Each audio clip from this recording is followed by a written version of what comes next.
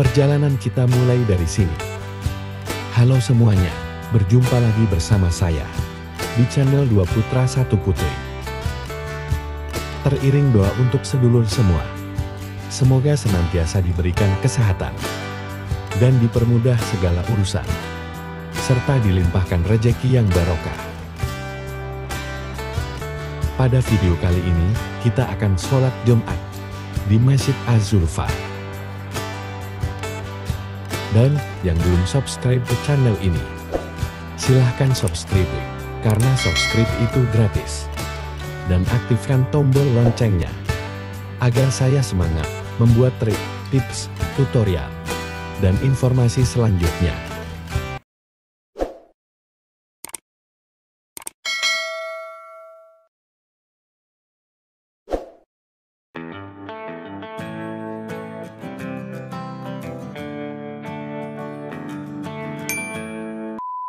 Jangan lupa like, comment, and subscribe teman-teman.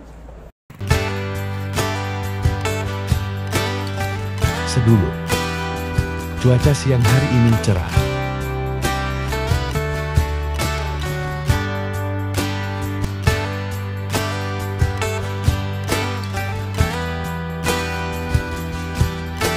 Kurang lebih 200 meter ambil kanan.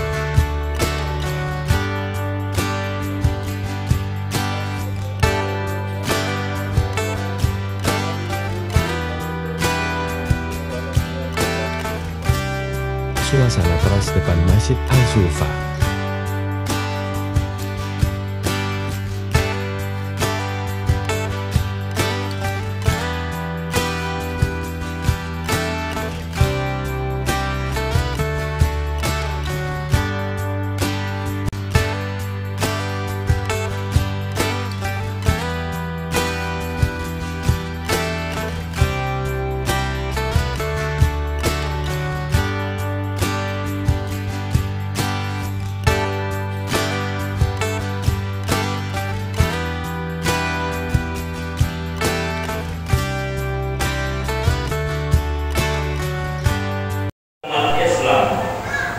Termasuk nikmat kesehatan, sehingga bisa terus melaksanakan tugas utama di dunia ini, yang beribadah kepada Allah Subhanahu wa Ta'ala.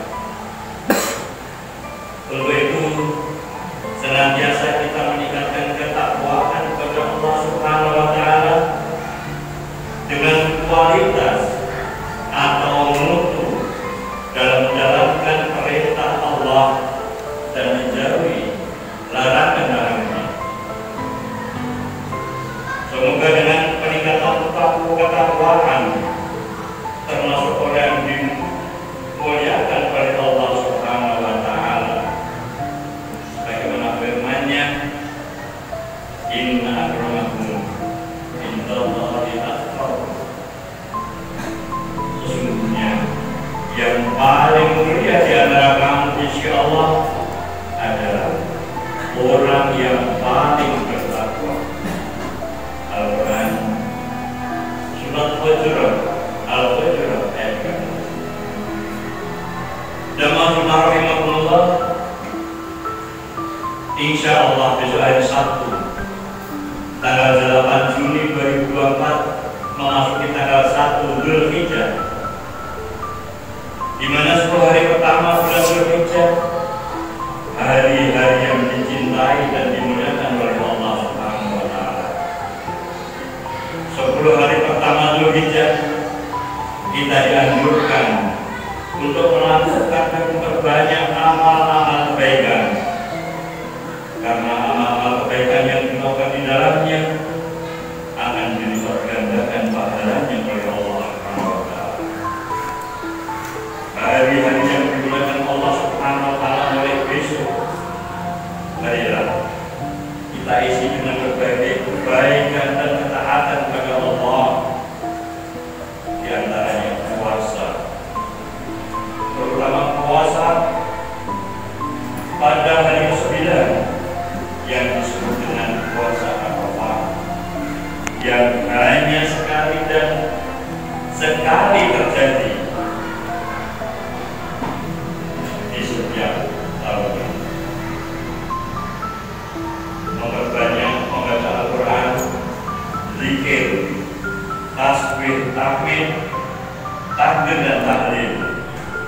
memperbanyak sholat sunnah, berdoa, silaturahim kepada sanak saudara, sedekah, dan bertaubat dari semua dosa.